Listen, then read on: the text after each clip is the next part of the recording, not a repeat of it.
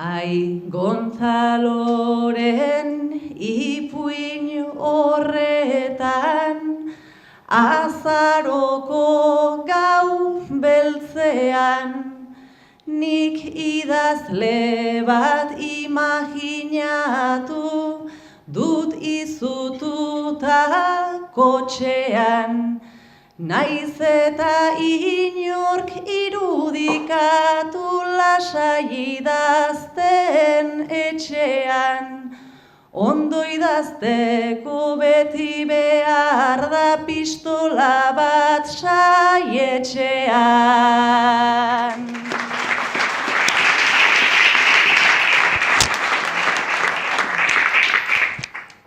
Gu lasai jardungo gera, pistolak bilakatuzke, Antoniok eta Arkaitzek gero eginda nahiko ajuste. Biak oso fin ibili dira, poemarekin nik uste, okulistaren kontsultaraino ere eraman gaituzte.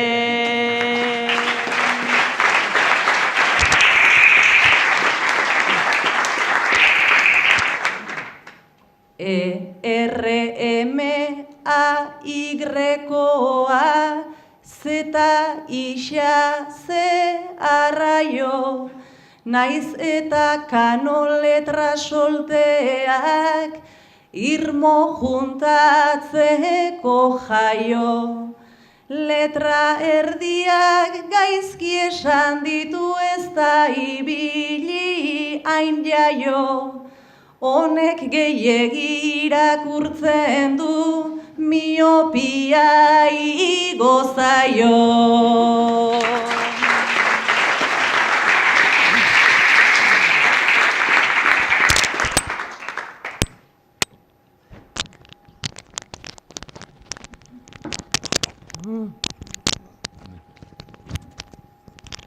Irristi egiten dit, ahots.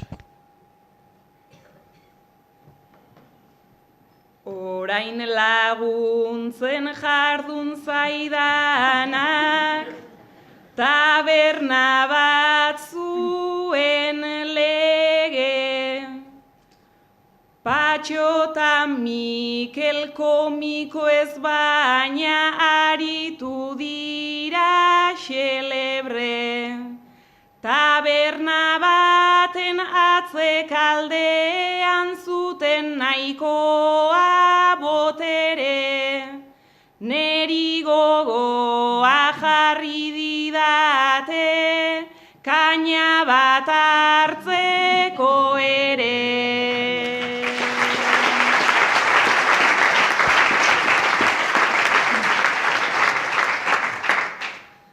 Lore sorta bat barra gainean, haze abiaratzea, nik bi ondorio atera ditut ona da apuntatzea. Lehenengoa da zaila dela kainak ondo botatzea, tarriskutsua izan leikela kafe Bilbaon gosaltzea.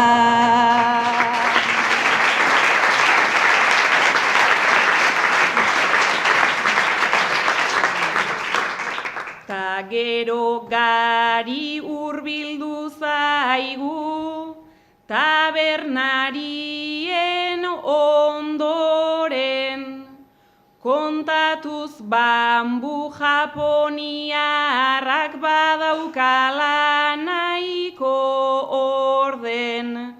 Konparaketa ona zen baina sortu dit nahiko eromen. Ziur buktegi loratuko da 7 urte baino lehen.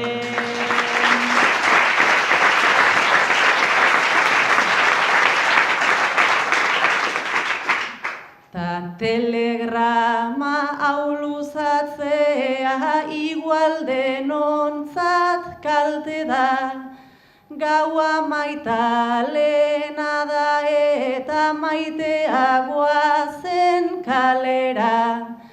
Gertu daudenez literatura, oea eta litera. Zoaztetxera gaur gauerako deskarga bana egitera.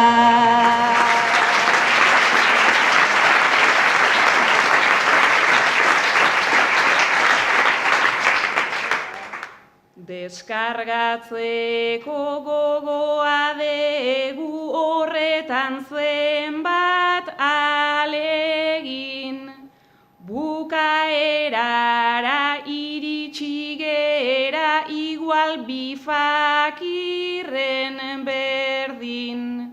Hau amaiera zen zuentzako, ta behar degu aldegin.